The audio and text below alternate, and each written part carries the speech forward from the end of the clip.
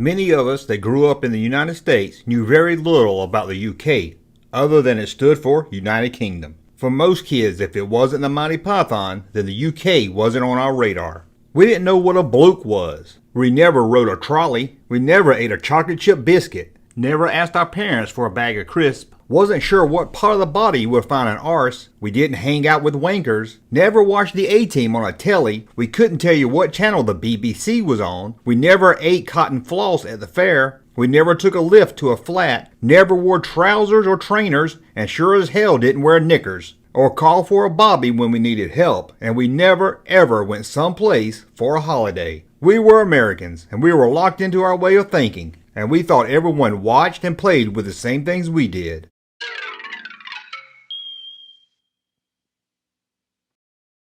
The name's Brogan, Lieutenant Brogan. For 20 years I was with the NYPD. Now, well, let's just say I've transferred to another precinct.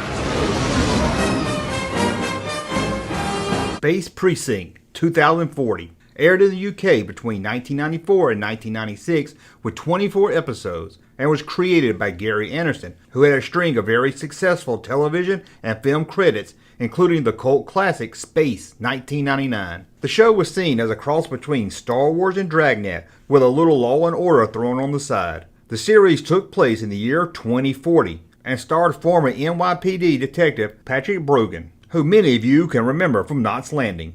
It's okay to admit that you did watch at least a few episodes of Knots Landing. He is now a lieutenant with the Dement City Police Force on the planet Altor. Brogan and his partner Jack must adjust to living in another solar system as they investigate crimes made by aliens and humans. The series was one of UK's highest budgeted shows and was extremely popular across Europe. With the success of the show in the UK, American broadcasters picked it up, hoping it would become a US hit like Anderson's Space 1999.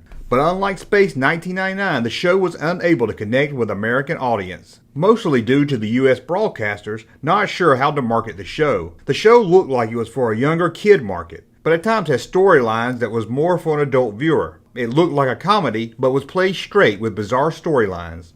Broadcasters in the US put the show at late night or very early mornings, which resulted in low ratings, and it was dropped in the US after one season.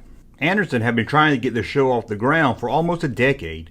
In 1986, he produced Space Police, a 55-minute pilot, which was an early version of Space Precinct, but it failed to be picked up for a season, and the pilot never aired.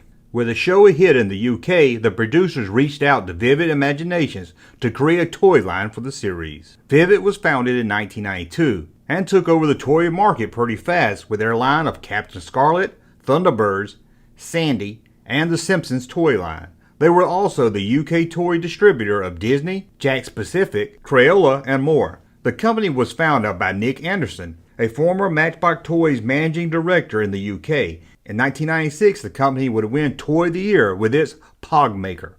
Vivid produced a series of action figures and ships based on Space Precinct 2040. The series was made up of 12 action figures and 2 vehicles. The figures in the set were Captain Podley, Cyborg, Lieutenant Brogan in a black jacket. The figure also was released in just a blue shirt.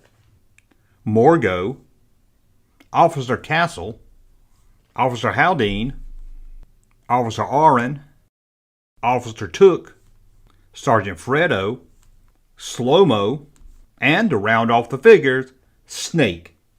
The 2 vehicles released was the police bike and a police cruiser. Vivid did try to sell the toy line to the US, but very few retailers were interested, and those that did quickly found the figures gathering dust on the toy shelves. Although it sold better in the UK, the line still didn't reach the numbers Vivid had hoped for, and the line was cancelled after one series. The company would also release a 12-inch action figure of Lieutenant Brogan. Today the figures can be found for under $10 each, still in the package, and even cheaper loose. The figures look great and have a great likeness to the characters on the TV show. However, the show never really was able to capture that cult status, and it faded from most people's memory after it ended in 1996. Well, that's a look at the UK action figure line, Space Precinct 2040. Hey, Junkman channel popping though. Thank you, sir, for that unsolicited testimony.